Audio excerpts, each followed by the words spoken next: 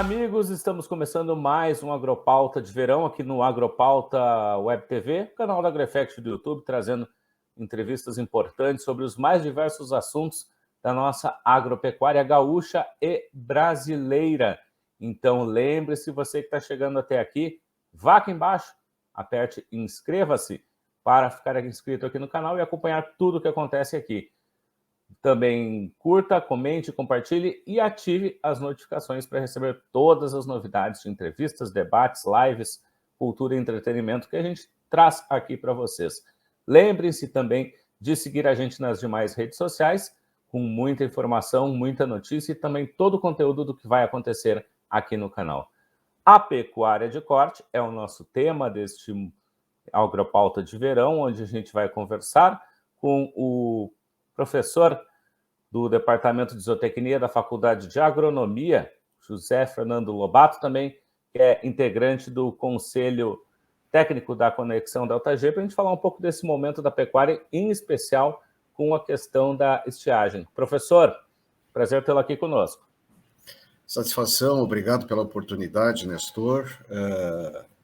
É bom falar de pecuária, não só nos momentos bons da pecuária, mas também de realidades que nós vivenciamos há muitos anos, e que este ano, anunciado como Laninha, realmente está sendo uma laninha para ninguém por defeito.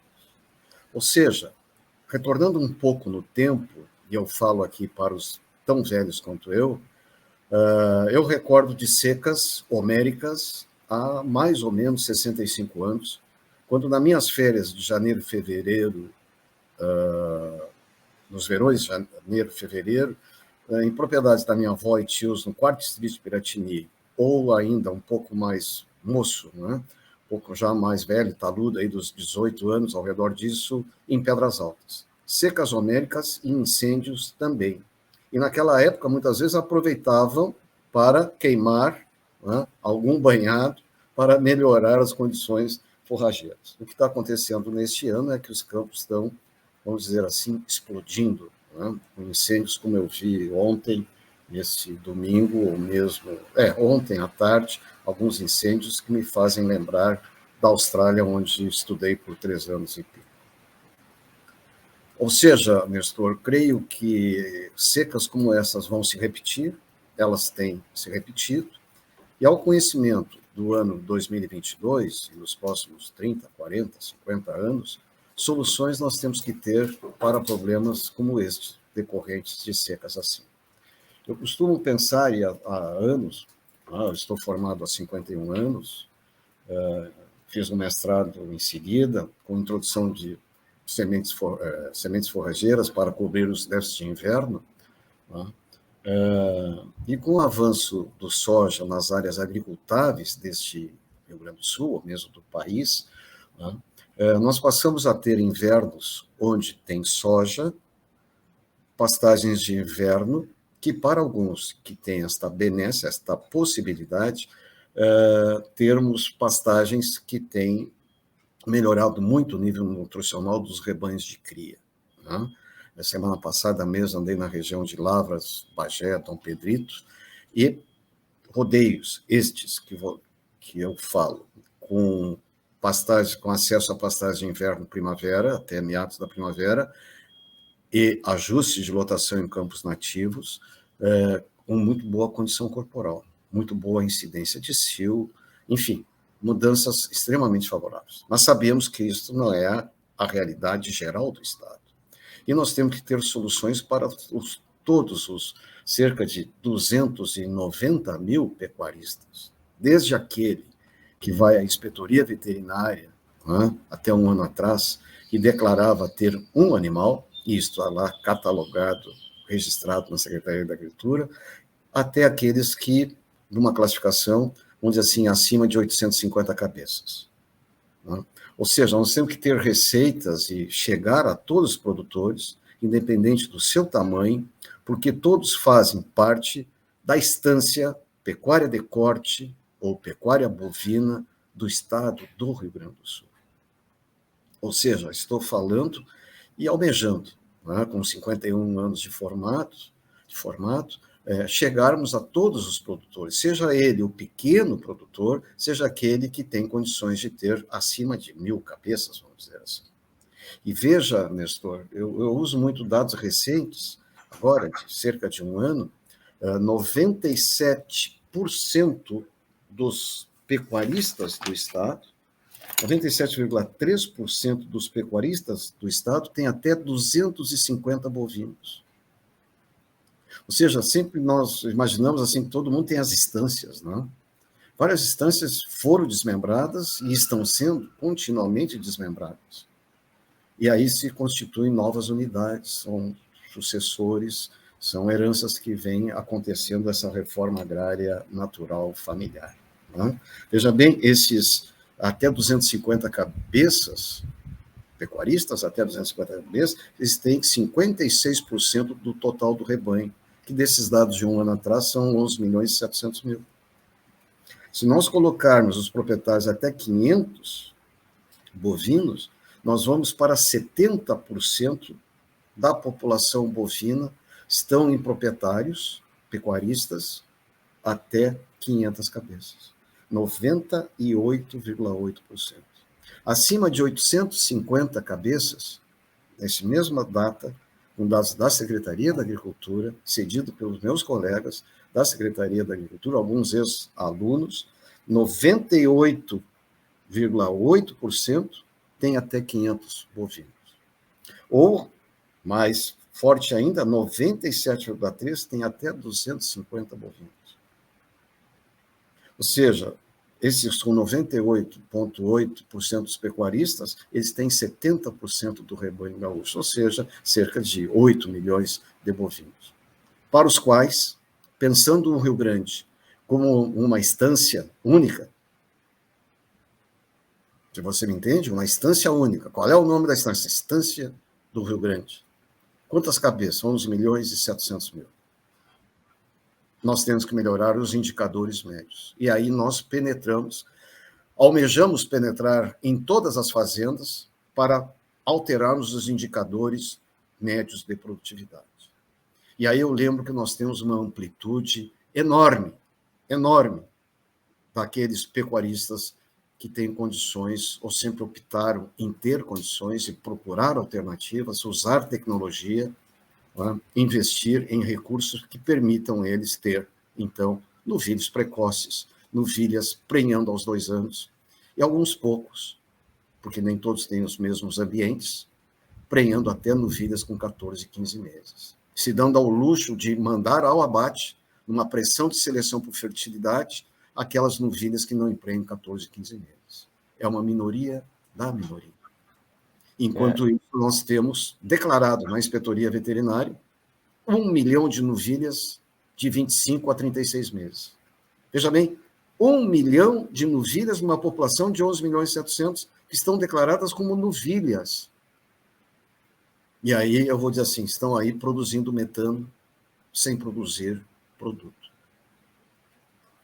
Ou seja, eu espero consumir o restante da minha vida procurando melhorar esses indicadores, porque quando quiserem falar mal da pecuária, não vão pegar esses produtores de novilhos precoces com 18 a 24 meses, que cada vez mais tem aumentado, graças a Deus. Não vão pegar esses produtores que têm o luxo e a convicção de pressionar por fertilidade as novilhas expostas à reprodução com 13, 14 meses. Não vão pegar esses exemplos. Se eu vivi isso quando tive que, como professor da URGS, fazer parte de uma comissão para estudar os índices de lotação pecuária. E ali eu ouvia o INCRA só botar o que ainda precisava melhorar. E por isso queriam fazer a reforma agrária. Isso eu ouvi. Está documentado. Então, nós temos muito que trabalhar, sim, e procurar cada vez mais chegar a todos os pecuaristas. E digo, Nestor, a ti, aos teus ouvintes, nessa oportunidade ímpar que me dá de falar abertamente, né? Franco, né? Nós temos que chegar a todos, porque conhecimento existe. Nós temos o nosso pós-graduação, que creio eu foi o primeiro aqui no Estado, na agronomia, em 65, 66, quando iniciou, Eu fiz o meu mestrado em 71, 72, sou grato muito à URGS e que me mantém, eu, insistentemente até o momento atual, eu querendo, porque eu já teria tempo de ter saído, há cerca de 17, 18 anos, por essa paixão que eu tenho pela pecuária de corte, um fator de existência. Eu digo que conhecimentos existem. Volta e meia, nas minhas ruminações, né, e volto a pensar assim, que soluções nós já tivemos. E o Rio Grande do Sul vive de modismos. Tá? A minha dissertação de mestrado, a dissertação em si, não as disciplinas, onde eu tive professores magníficos, era a introdução de espécies de inverno para resolver os problemas de inverno e primavera. Estas pesquisas, como estas e centenas de outras, serviram para nós melhorarmos os níveis nutricionais na integração lavoura-pecuária, lavoura-arrozeira, né, dos anos 70, dos anos 80, dos anos 90, que deram um empuxo muito grande na produção de novilhos precoces para alguns que têm solos e esses sistemas de cultivos possíveis. E aí eu paro assim, mas o Rio Grande do Sul tem 75 diferentes unidades de mapeamento de solo. Hoje tem uma classificação com nomenclatura internacional, mas no meu tempo, e portanto faz tempo, 75 diferentes solos. Eu muito troteei em propriedades de terceiros, em toda a metade sul, nos meus finais de semana, especialmente. E vi ali, dentro de um potreiro, 2 solos, 3 solos. Zonas de transição entre um bem definido, especialmente na fronteira oeste, onde nós temos solo pedregal e solo escobar nas canhadas, onde plantaram arroz. E onde entraram no arroz, com arroz nos anos 60 ou 70, e ninguém fez buchincho como estão fazendo agora com soja nas partes mais altas. Que é algo inexorável. Solos cultiváveis no mundo inteiro são destinados ou à produção de leite, porque rende mais por hectare, ou agricultura para a produção de grãos. Isso é inexorável. Então, eu costumo dizer, Nestor, se você me permite, e já vamos aí com 12, 13 minutos, eu costumo dizer assim, cada pecuarista ou cada proprietário rural, cada fazenda, é um paciente distinto, como se fosse um paciente que está num hospital precisando de um tratamento.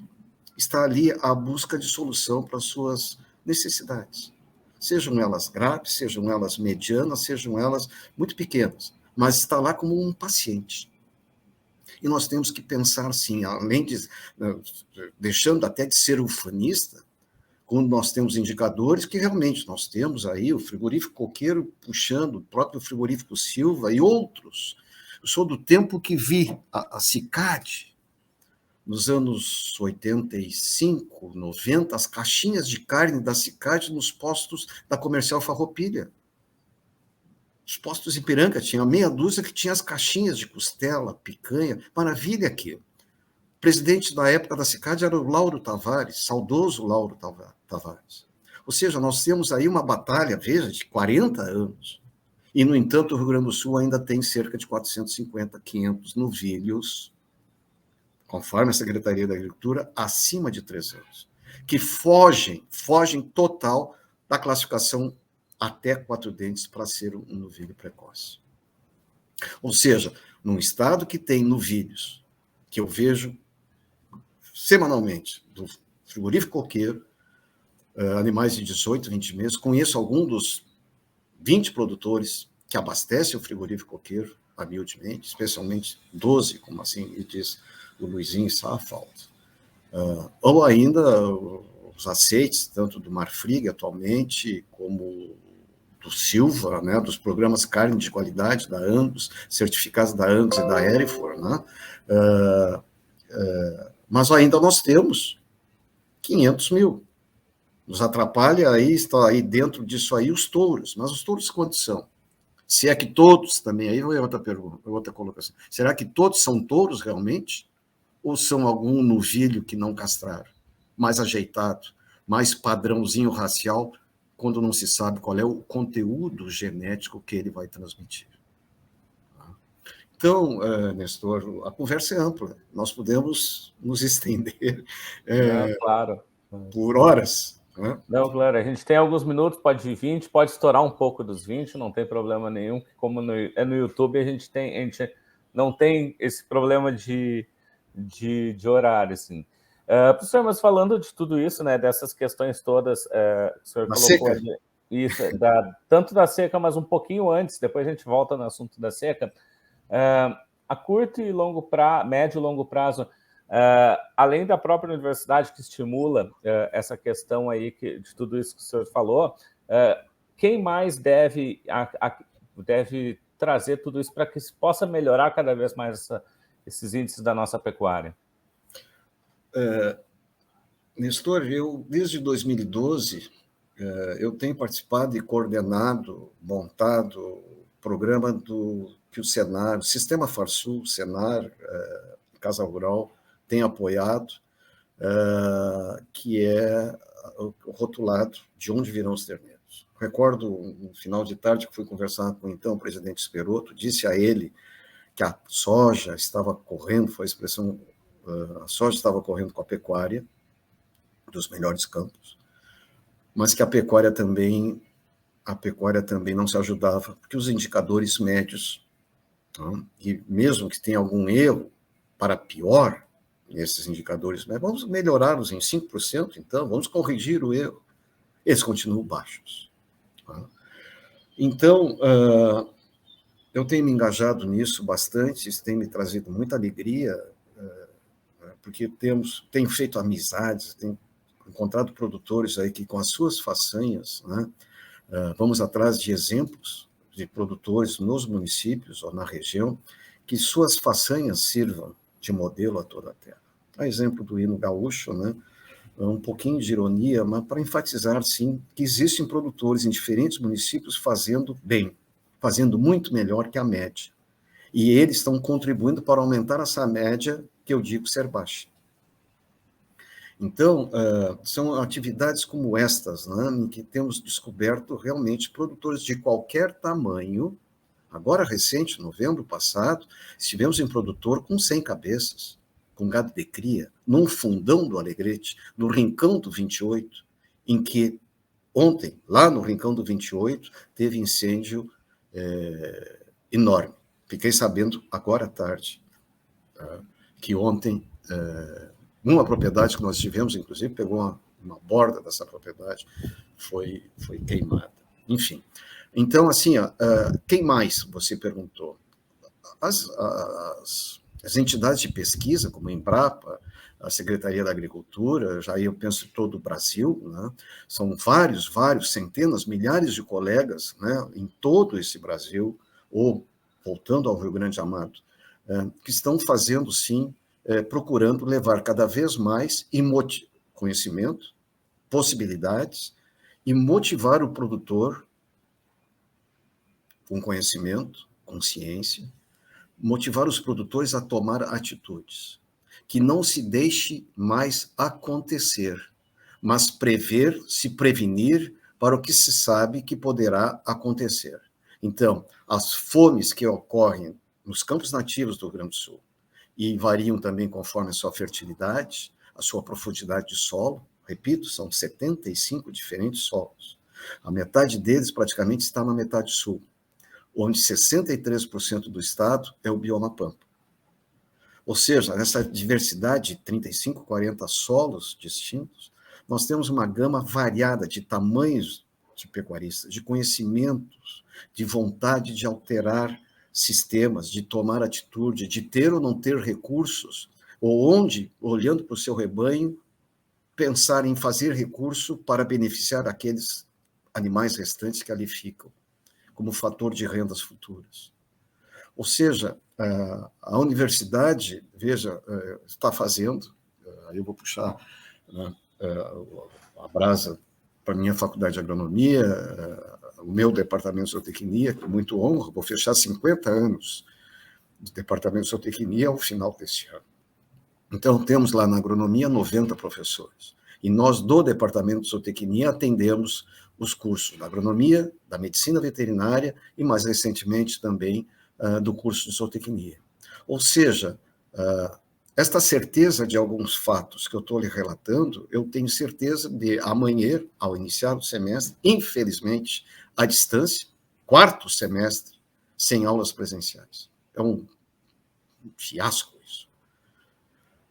É horroroso isso, porque não chegamos nos alunos.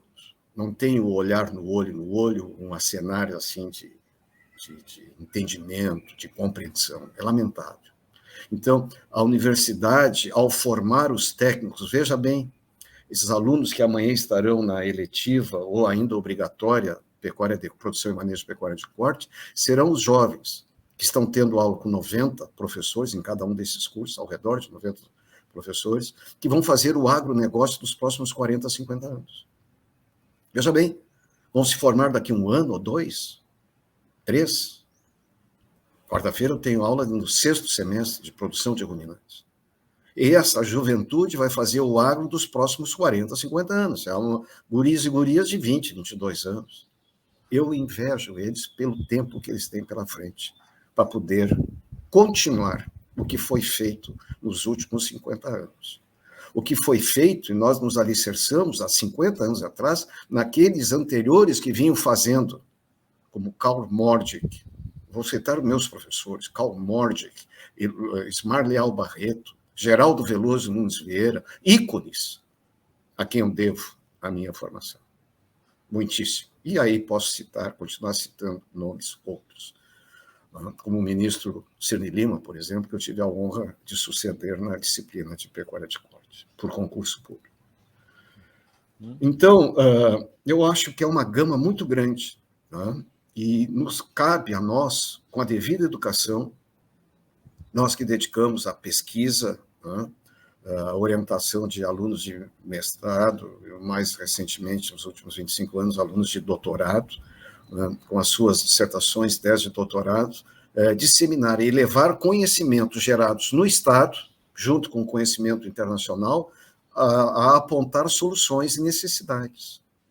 Eu tive 2 orientadas magníficas, a Luciana Petter, hoje professora federal de Santa Maria, e a Virgínia Beretta, uruguaia, da Escola Nacional de Agronomia e Veterinária de Montevidéu. Ela atua em Paissandu. Nos seus estudos foi mostrado, por exemplo, que para o Rio Grande do Sul sair do desfrute médio, conforme dados da Secretaria da Agricultura, de 20%. Renitentes, mantidos há anos 20%, como também é a taxa de desfrute do Brasil. Tem algum erro? Eu até acho que possa haver, mas são os dados que nós temos existentes em órgãos oficiais. Então, para sairmos desses 20% renitentes, nós temos que pegar a estância do Rio Grande, pegar todas as novilhas e prenhá-las com 2 anos. Este é uma categoria animal que tem que prenhar mais cedo. As vacas primíparas e multíparas têm que desmamar, não é só prenhar ou parir, é chegar ao desmame com cerca de 80%. E os novilhos, para a literatura internacional não nos criticar que temos muitos bovinos, mas pouca carne produzidos por bovino mantido, os novilhos precoces precisam ser abatidos aos 2 anos. Com isto, esses estudos dessas maravilhosas representantes de todas as alunas que eu tive, alunos, nós chegaremos a 28%, 29% de desfrute. Ou seja, estamos aí, né, com todos os exemplos que nós temos de carnes certificadas, exportações de animais até 4 dentes, maravilhosos, aceitos, né, internacionalmente por alguns países. Aqui sendo certificados e sendo consumidos avidamente, temos consumo interno nesse Brasil tão diverso para carnes certificadas, né, de animais precoces. Ou seja, exemplos nós temos. E aí eu creio, Nestor, que cada vez mais, com essas subdivisões das instâncias, sucessões familiares, o avanço da agricultura, natural avanço da agricultura em campos agricultáveis, e que nós temos que resolver a irrigação, seja em qualquer ponta deste estado ou do Brasil, em que nós temos dois climas subtropicais úmidos, ninguém acredita, né? Úmido, mas como? Com essa seca que está. A classificação internacional diz assim, subtropicais úmidos. E olhando o mapa do Brasil, os subclimas desse Brasil fantástico, né? Eu ouso dizer que nós temos que ter soluções e levar conhecimento, ajuda de 500 mil técnicos, levar conhecimento e atitudes para toda esta gama tão variável de situações. Então, eu dizia, e aí eu fugi um pouco no raciocínio, que nós teremos cada vez mais, creio eu, campos de cria, e para isso temos que ter genética. Quando eu digo genética, não é padrão racial. Eu ando ficando indignado com certas situações que, quando vem um animal padrão racial, com as características de uma raça, falam que é genética. E como quem me dá a oportunidade, nesse momento, o Delta G, de me expressar publicamente, eu quero dizer que padrão racial não quer dizer conteúdo genético. Ou seja, conteúdo genético é aquilo que o animal vai transferir para as próximas gerações. Ele vai melhorar os indicadores nas condições da exploração, ou é um animal piorador de rebanho?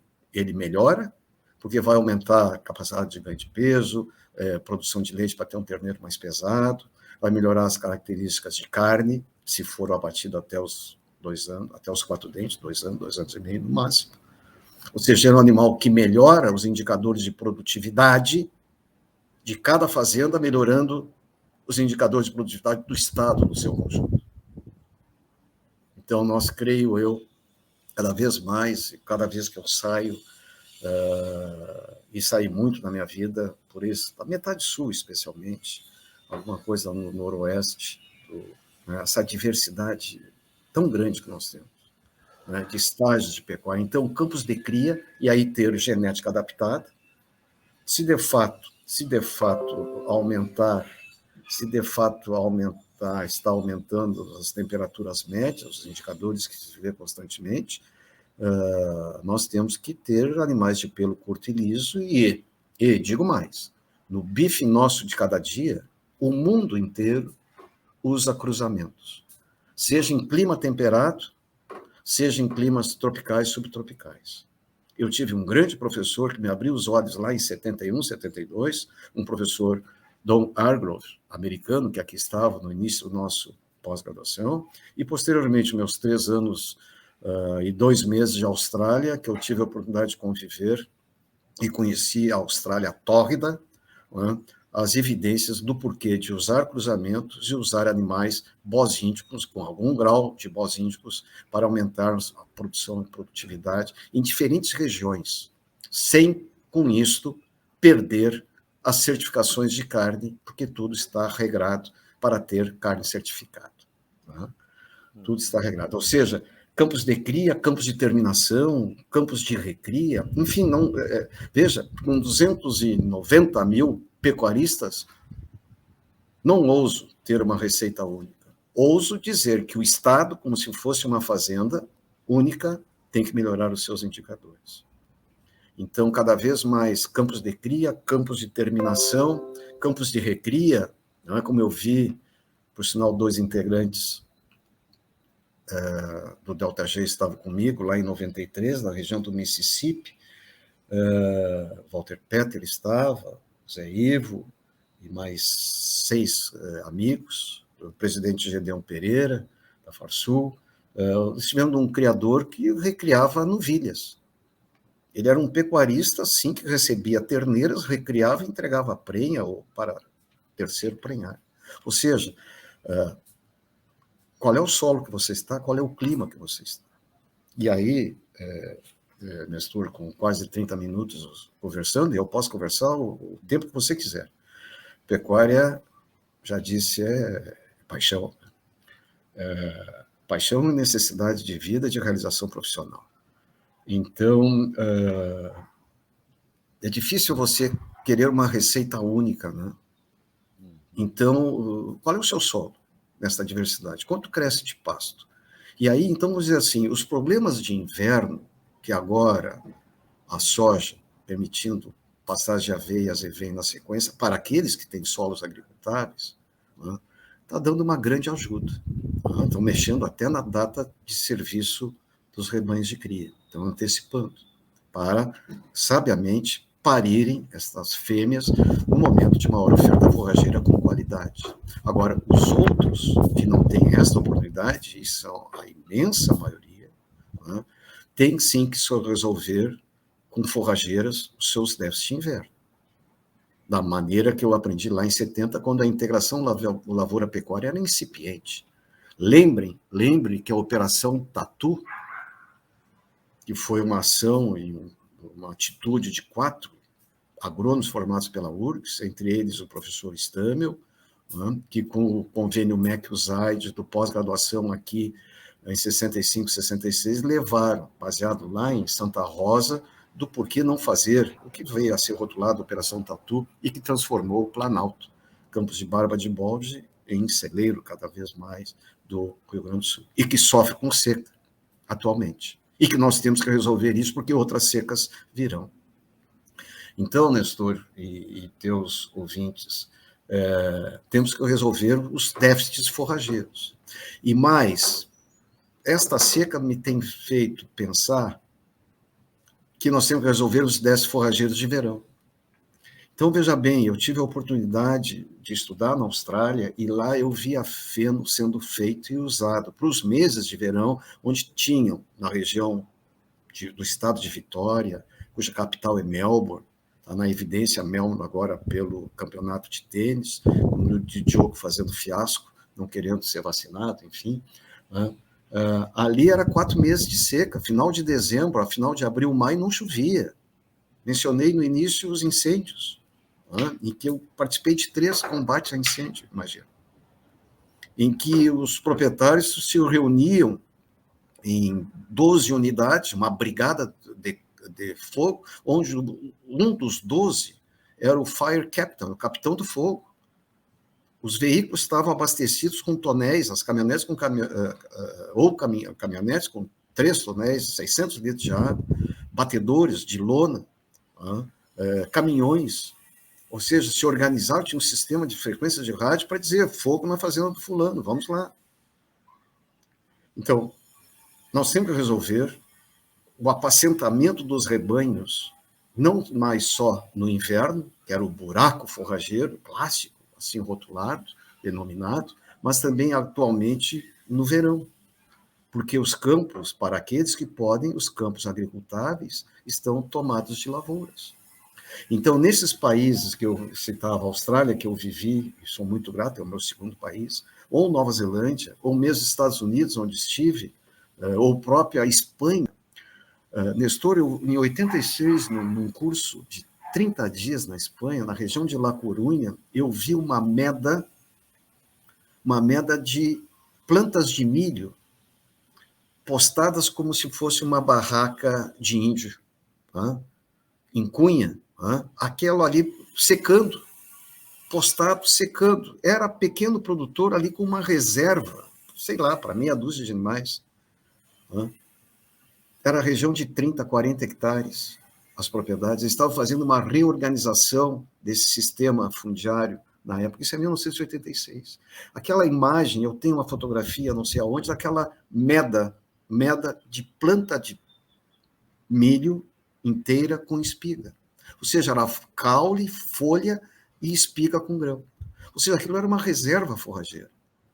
Vamos dizer que eu estou sonhando? Não, eu tenho ruminado a respeito, porque nós temos que ter soluções para todos os 290 mil pecuaristas nos seus solos, com a sua capacidade de pensar, com a sua capacidade financeira de tomar atitude, de poder mudar e ter fôlego para aguardar a atitude surtir efeito econômico para a sua subsistência, para a sua produção, produtividade.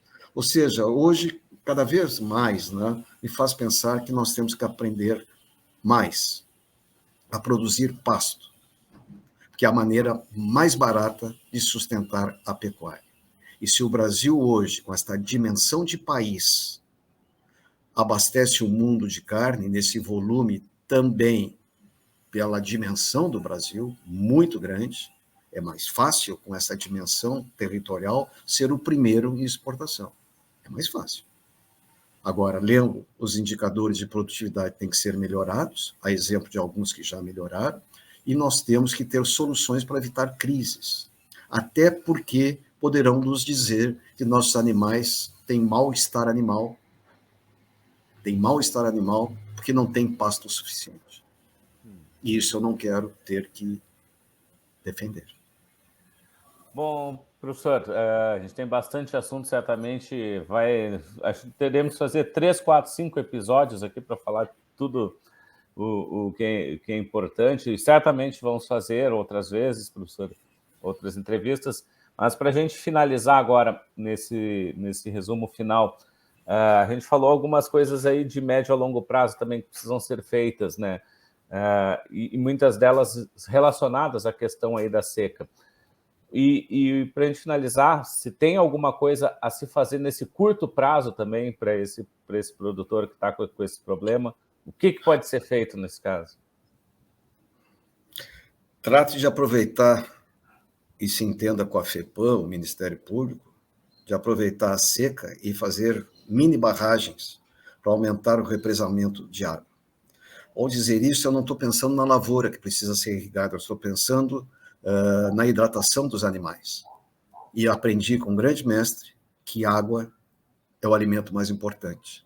Qualidade de água, não basta ser água, ela tem que ter qualidade. E veja bem, com as temperaturas que nós estamos vivendo, os animais não tendo sombra dentro dos potreiros, vão para dentro das aguadas. Eu tenho imagem de uma fazenda que eu atendi por 15 anos e 9 meses, que tem bebedouros de concreto, com poço artesiano. Ou seja, numa chapada, difícil ter água, for atrás de perfuração de poços. Eu tenho foto de animais em linha, dentro do bebedouro longitudinal, molhando os cascos. Ou seja, os animais vão à busca do conforto térmico. E se eles vão à busca de conforto térmico, está fugindo desta zona de conforto e eles reduzem pastejo. Reduzindo pastejo, reduzem a produção de leite. Ao reduzir a produção de leite, vai afetar o peso ao desmame da próxima desmame, agora em março, abril. Então, o que pode fazer é pensar aonde você vai fazer aguadas. E não podem ser pequenas, por experiência própria, na seca de 87,8 e 88,9 em Bagé, na Estância São José. Na primeira seca, 87, 88, se aumentou, eu atendi a eles, se aumentou os açudes, se aumentou um pouquinho a taipa, bebedouros, as canhadas. Não, tem que aumentar, porque a seca se repetindo, os animais, especialmente taurinos, se não tem sombra dentro do potreiro, vão para as fontes de água. E aí a sujeira toma conta. Qualidade. Então, atitudes assim. E já pensando no inverno, que virá, como sempre vem, com 30 geadas, creio eu até que as geadas diminuíram em relação ao clássico que se dizia ao redor de 40 geadas, eu tenho que olhar os dados a respeito. A geada vai vir. Os nossos campos são de crescimentos estivais. Então, vai crescer até quando? Tem uma curva clássica de crescimento de campos nativos, de São Gabriel, medida pelo Edson Freitas, é uma média de 4 anos. Os campos nativos de São Gabriel, lá na Estação Experimental da Secretaria da Agricultura, reduzem o crescimento a partir de fevereiro, março. E o buraco forrageiro é grande em julho, agosto. E só vão voltar a crescer em São Gabriel, que é no meio do estado, a partir de final de agosto e início de setembro. Ou seja, os animais, se continuar a população bovina semelhante, vão precisar de apacentamento. E ao melhorar o apacentamento é que nós vamos melhorar os indicadores, esses maiores, que eu me refiro como se o estado do Rio Grande do Sul fosse uma instância única, de um único proprietário e não de 290 mil ditos pecuaristas.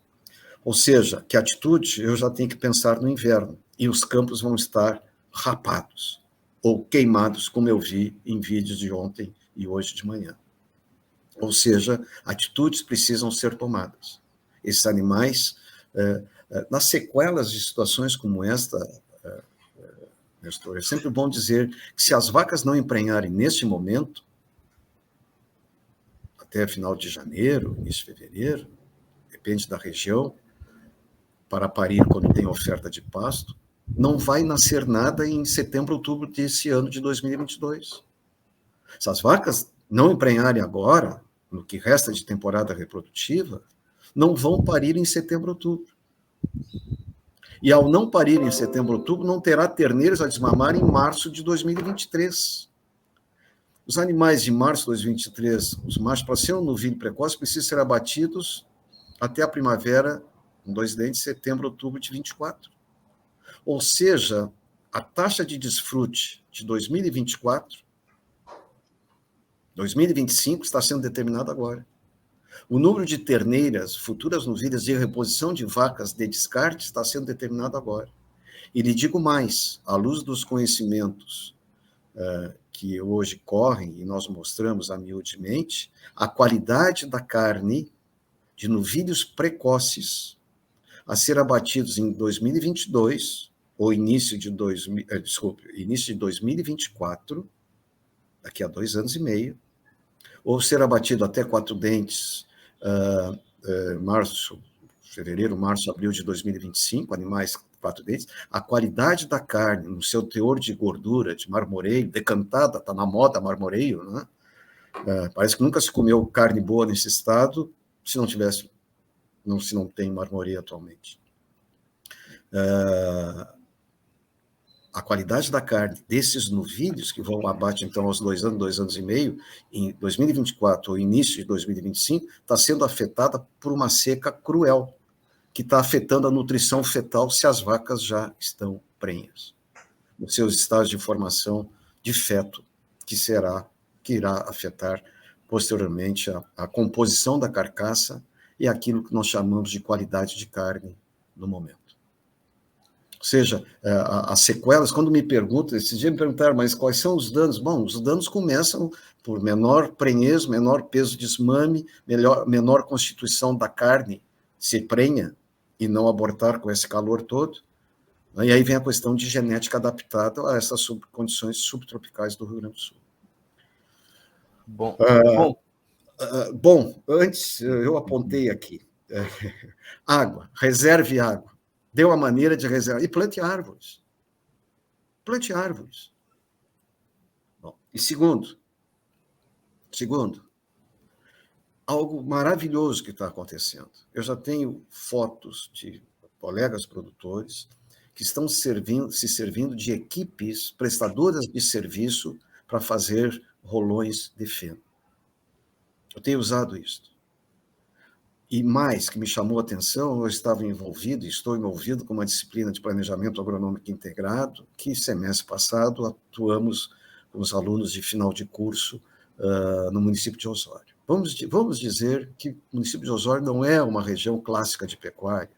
A maior população bovina do estado está na coordenadoria de Uruguaiana, que começa em Livramento, vai a São Borja, e na coordenadoria do Alegrete. Aí tem como 20 municípios.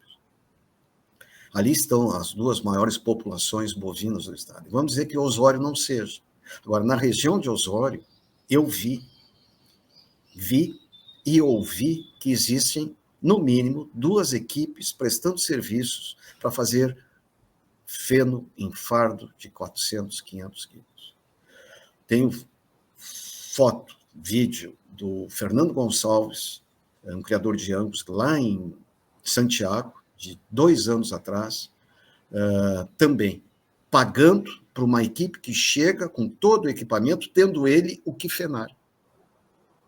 Seja esse feno para uso nos períodos de inverno, seja feno para usar, ele que tem lavoura, né, em que fica uma manga de colete, com o avanço da lavoura nas áreas agricultáveis, nos meses de final de primavera, verão e início de outono. Ou seja, temos exemplos aí, alguns estão procurando, sim, soluções.